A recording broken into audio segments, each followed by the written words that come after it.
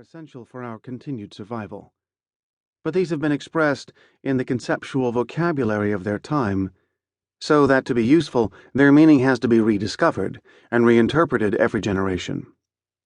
The sacred books of Judaism, Christianity, Islam, Buddhism, and the Veda are the best repositories of the ideas that mattered most to our ancestors, and to ignore them is an act of childish conceit. But it is equally naive to believe that whatever was written down in the past contains an absolute truth that lasts forever. The second plank on which this book is built is that currently science provides the most vital information to humankind. Scientific truth is also expressed in terms of the worldview of the times, and therefore will change and might be discarded in the future. There is probably as much superstition and misunderstanding embedded in modern science as there was in the old myths, but we are too close in time to tell the difference. Perhaps, eventually, ESP and spiritual energy will lead us to immediate truth without the need for theories and laboratories. But shortcuts are dangerous. We cannot delude ourselves that our knowledge is further along than it actually is. For better or for worse, at this time, science is still the most trustworthy mirror of reality, and we ignore it only at our peril.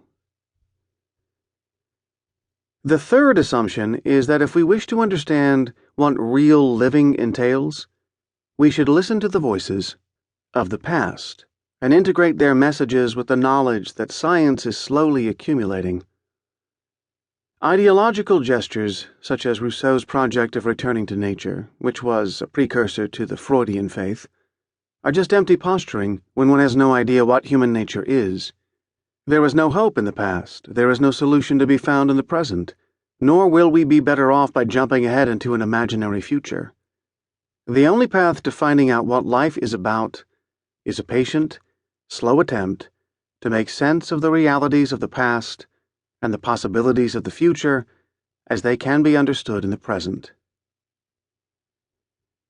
Accordingly, in this book, life will mean what we experience from morning to night, 7 days a week, for about 70 years, if we're lucky, for even longer, if we are very fortunate. This might seem a narrow perspective when compared to the much more exalted views of life that myths and religions have made us familiar with. But to turn Pascal's wager on its head, it seems that, when in doubt, the best strategy is to assume that these 70 or so years are our only chance to experience the cosmos, and we should make the fullest use of them. For if we don't, we might lose everything, whereas if we are wrong, and there is life beyond the grave, we lose nothing. What this life will amount to is in part determined by the chemical processes in our body, by the biological interaction among organs, by the tiny electrical currents jumping between the synapses of the brain, and by the organization of information that the culture imposes on our mind. But the actual quality of life, and what we do and how we feel about it, will be determined by our thoughts and emotions, by the interpretations we give to chemical, biological, and social processes. Studying the streams of consciousness passing through the mind is the province of phenomenological philosophy.